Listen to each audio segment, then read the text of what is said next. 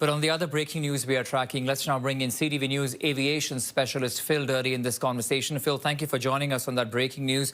Your first initial reaction on how the president is threatening to expand the trade war to the aviation sector now. Yeah, good evening, Akshay. Honestly, I don't know where the president's getting his information from. The Canadian aircraft have been certified in the U.S. By the FAA. They hold a current type certificate and they are certified. The only way that the type certificate can be revoked is if there is a safety issue with the aircraft. There's an ongoing accident investigation. So I don't know where his information is coming from. He cannot just arbitrarily just pull a type certificate off an aircraft. Yeah, that was going to be my next question. Does the president really have the authority to decertify an aircraft, or would that come under the purview of FAA? But you have answered that for me. But can we discuss the problem? What is it that he's actually demanding of Canada? He's threatening that he will impose this tariff on Bombardier. What exactly does he want in terms of Gulfstream? Well, I really don't know where the president's coming from. To tell you the truth, I did some research earlier. There are actually several Gulfstream aircraft flying in Canada. For the Gulfstream 650ER, there's 5 aircraft flying in Canada that are certified in Canada by Transport Canada. Gulfstream 500s, there is another 11 aircraft that are already certified in Canada and operating normally. We have Gulfstream 200s, we have Gulfstream 280s. So I don't know where this is going and where it's coming from. Okay, now if the president were to go ahead, right now it's a threat, and if he were to impose this tariff, Phil, what do you think is going to be the impact of that here in our country?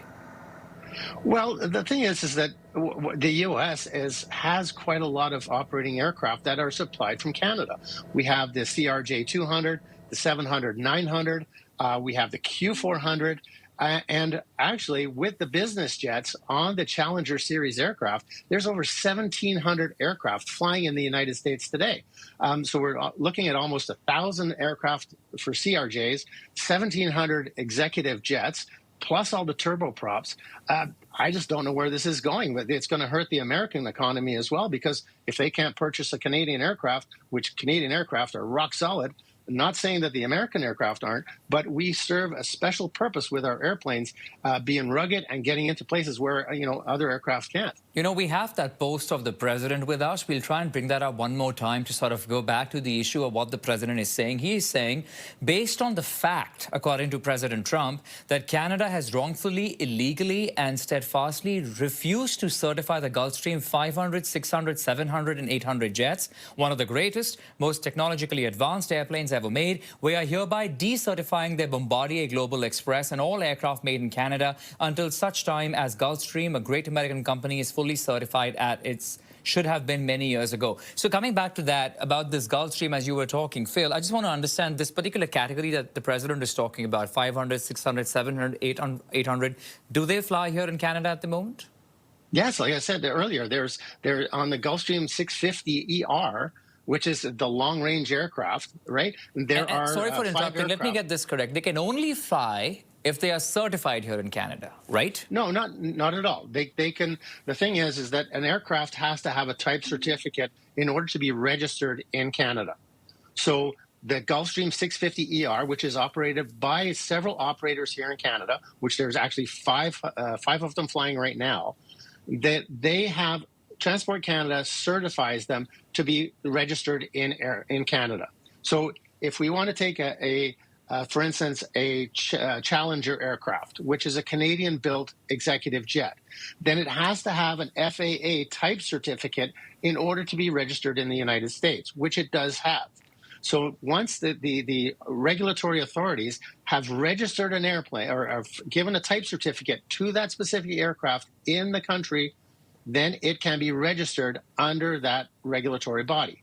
So, for instance, like I said, the Challenger series has a type certificate in the United States, has a type certificate in Europe, and has a type certificate in Canada, and all other regulatory bodies around the world.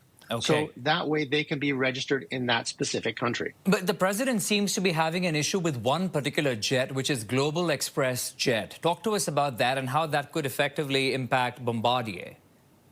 Well, the Global Express is a rock star of the aviation industry. It's a fantastic executive jet, and the new 8000, which is well, they've got the 7500 and they've got the 8000 now, which is an ultra long range, ultra high speed. It is state of the art aircraft, and it is above and beyond everything else that's flying right now. So, maybe he's got an issue with certifying that aircraft. But the thing is that as on a political level, you cannot regulate what aircraft gets certified in your country. It comes under the FAA regulations. If it meets all the specifications that are laid out by the FAA, then the aircraft has to be certified. The president cannot pull a certification of an aircraft. Yeah, but here's the thing, Phil. We're dealing with a president who has done things that presidents in the past have not. And of course, we'll have to keep a close eye on how this really plays out. At the moment, as we understand, this is just a threat. Let's see how the Canadian government responds to this breaking news. But for the moment, CTV News aviation specialist Phyl Durdey, thank you for helping us breaking it all down, Phil. Appreciate it.